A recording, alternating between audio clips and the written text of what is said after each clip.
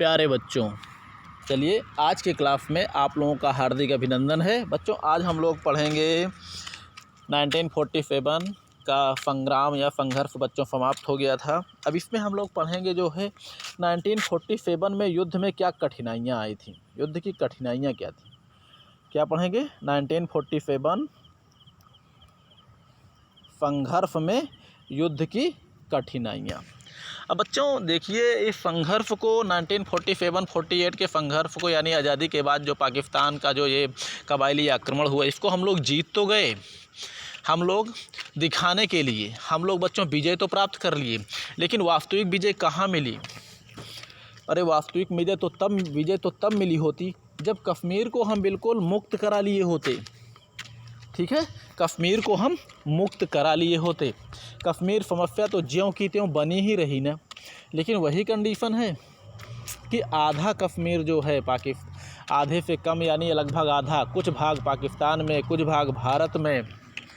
ठीक है, वही जो है जैसे कहा जाता है ना, जैसे हमारे कॉलेज में शुक्ला जी एक बार बता रहे थे, बच्चों ध्यान से समझिएगा, हमारे शुक्ला जी जो अभी हाल में राजनीति विज्ञान के जो एक्सपायर कर गए हैं, उन्होंने क्या कहा था? उन्होंने कहा था कि कश्मीर क्या है?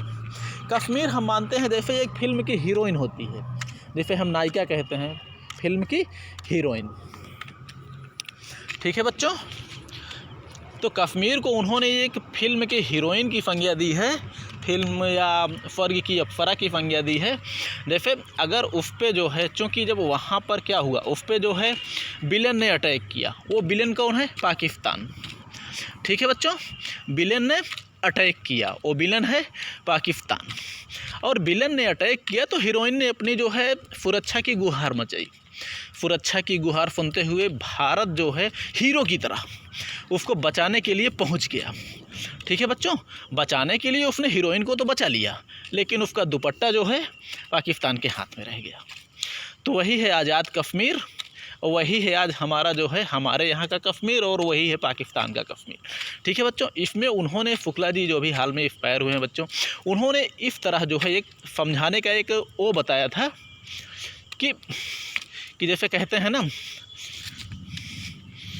कि आधा भाग यानी दुपट्टा पाकिस्तान के हाथ में रह गया, जिसे कि पाकिस्तान में गुलाम कश्मीर या क्या बोला जाता है पपियोके, और बाकी संपूर्ण हीरोइन चली आई भारत के हाथ में, यानी हीरो ने उसे बचा लिया। ठीक है बच्चों, चलिए फिलहाल ये तो एक बताने का और समझाने का एक तरीका था बच्चों हमारे शुक्ला जी का, लेकिन हम फिर भी अब देखिए युद्ध हमने जीत तो लिया, लेकिन बच्चों क्या हुआ उसमें? युद्ध की कठिनाई कहाँ आई? क्योंकि युद्ध जो है एक प्रकार से जाने समझे क्षेत्रों में किया जाता है, लेकिन यहाँ पर स्थिति कुछ दूसरी ही थी। अर्थात भारत और पाकिस्तान का जो ये संघर्ष हुआ, भारत और कबायलियों का जो ये संघर्ष हुआ, पाकिस्तान की मिलीजुली कबायलियों की सेना के साथ जो संघर्ष हुआ, उसमें क्या क्या कठिनाइयाँ आई हैं बच्चों, इसको बगैर देरी किए हम लोग आगे बढ़ के इसको हम लोग समझने का प्रयास करते हैं। अब देखिए सबसे पहली बात, समय का अभाव। बच्चों युद्ध की जानकारी पहले होती है तो समय के लिए उसमें तैयारी की जाती है। युद्ध की घोषणा होती है तो पहले टाइम निकाल कर संपूर्ण तैयारी की जाती है, लेकिन इसमें क्या कंडीशन थी? देखिए 26 अक्टूबर को विलय और 27 अक्टूबर से कार्रवाई, ये कंडीशन थी, अर्थात समय बिल्कुल नहीं था। ठीक है बच्चों, समय बिल्कुल नहीं था। 26 से विलय, भाई विलय की कोई गारंटी थी नहीं कि भारत में विलय होगा कश्मीर का, लेकिन जब विलय हो गया तो एक ही दिन बाद यानी दूसरे दिन से मेजर कर्नल रंजीत राय को वहाँ पर सिख सेना के साथ कर्नल रंजीत राय को भेज दिया गया। दूसरा क्या है बच्चों? मानचित्र का अभाव। बच्चों उस समय जो है हर युद्धों में मानचित्र का बहुत ही अच्छा महत्व होता है, जिससे जो है उस क्षेत्र से परिचित रहते हैं जिस क्षेत्र में कार्रवाई करनी होती है। लेकिन ये अचानक ऐसी कार्रवाई हुई कि जिसका जो है ना तो भारत के पास कोई मानचित्र था कश्मीर का, किन क्षेत्रों में हमको कार्रवाई करनी है, किन क्षेत्रों में क्या करना है, तो ना तो भारत के पास कोई मानचित्र था और ना ही कश्मीर के महाराजा ने कोई मानचित्र उन्हें उपलब्ध करा पाए। अर्थात एक अनजान की तरह इस क्षेत्र में कार्रवाई करनी पड़ी। ये भी युद्ध की एक कठिनाई है बच्चों, क्योंकि हमको पता ही ना हो हमको कहाँ लड़ना है, उसके बाद जो है हमको लड़ना पड़े, तो बताइए क्या कंडीशन होगी, कठिनाई ही तो है। चलिए तीसरा नंबर क्या है, प्रथम युद्ध लड़ने का अनुभव। अभी तक भारतीय सैनिक जो भी युद्ध लड़े थे बच्चों, प्रथम विश्व युद्ध में प्रथम विश्व युद्ध, द्वितीय विश्व युद्ध में, वो अपने आज़ादी युद्ध में नहीं लड़े थे, यानी अपने स्वयं के नेतृत्व में युद्ध कभी नहीं लड़े थे। जो युद्ध भी लड़े थे वो अंग्रेज़ों के नेतृत्व में लड़े थे, यानी अंग्रेज़ों के या ब्रिटेन की या यूके, जिसे हम लोग कहते हैं यूके, यूनाइटेड किंगडम, ब्रिटेन को कहा जाता है।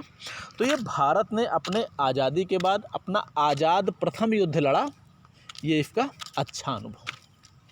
ये भी एक प्रकार से बगैर अच्छी तरह ट्रेंड, बगैर अच्छी तरह वो अपने क्या बोलते हैं अपने विश्वास के दम पर युद्ध लड़ना, ये भी एक कठिनाई है। चौथा नंबर है बच्चों पर्वतीय अवरोध।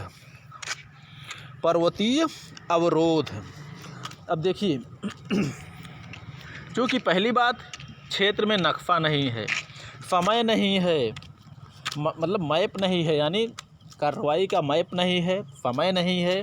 पर पहली बार इतनी ऊंची कार्रवाई पे, इतनी ऊंची पहाड़ियों पे लड़ना है। तो बच्चों यहाँ पर केवल जो भारतीय सैनिकों ने जो कार्रवाई की, इसमें उनके अदम्य साहस, अदम्य कुशलता और अदम्य प्रशिक्षण और उच्च मनोबल, यही चीज़ इसमें देखने को मिली है। यानी पर्वतीय अवरोध, इतनी ऊंचाई पर युद्ध लड़ना, ये कम जो है घातक, कम खतरनाक स्थिति नहीं है, वो भी पहली बार, वो भी समय के अभाव में। और ऐसी स्थिति में जब तुरंत अभी आज़ादी से मुक्त हुआ हो और एक उपनिवेशवादी राष्ट्र के शोषण का शिकार हुआ हो, ठीक है बच्चों, ऐसी स्थिति में ये बहुत छोटा कार्य, इसको आप मत मानो।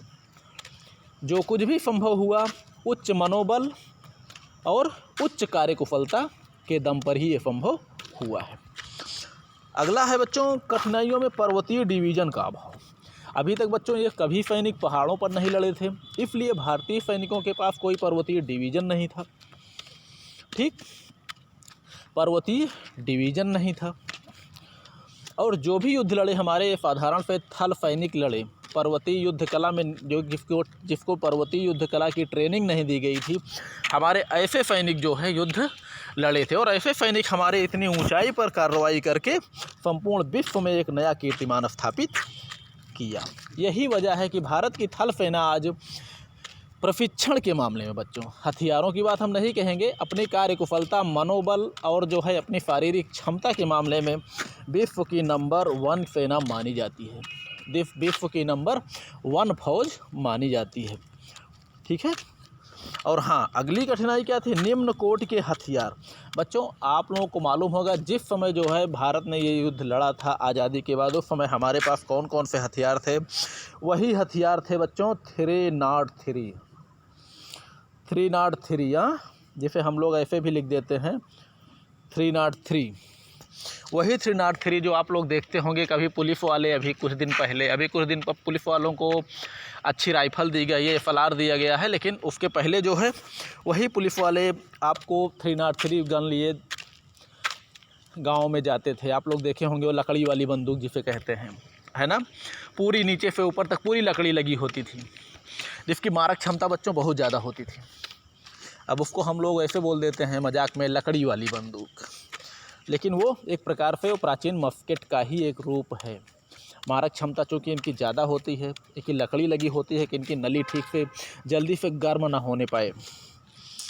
ठीक है बच्चों, तो वही हथियार जो है भारतीयों के पास थे, निम्न कोट के हथियार। हालांकि पाकिस्तान की भी लगभग यही स्थिति रही होगी। आगे अनजान क्षेत्र की कार्रवाई, वही स्थिति है बच्चों, जब ऐसा कोई कार्रवाई जहाँ का ना तो मैप मौजूद हो, ना तो नक्शा मौजूद हो, ना ही जो है उसके बारे में कोई जानकारी हो, ना समय हो, पर्वतीय अवरोध हो जिसके पास हमारे पास पर्वतीय डिवीज़न भी नहीं हो, तो ऐसी स्थिति में एक प्रकार से अनजान क्षेत्र की ऐसी कार्रवाई मानी जाएगी जिसके लिए हम बिल्कुल तैयार नहीं हैं। ठीक है। और वो भी हथियार हमारे वही 303 यानी लकड़ी वाली बंदूक। ठीक है बच्चों, ठीक है बच्चों, तो ये कठिनाइयाँ थी सबसे पहले युद्ध लड़ने वाले भारत के लिए। ठीक है, बाकी आज का भारत बहुत आगे हो चुका है। ठीक है बच्चों, चलिए आप लोग पढ़िए लिखिए, मस्त रहिए, खुश रहिए।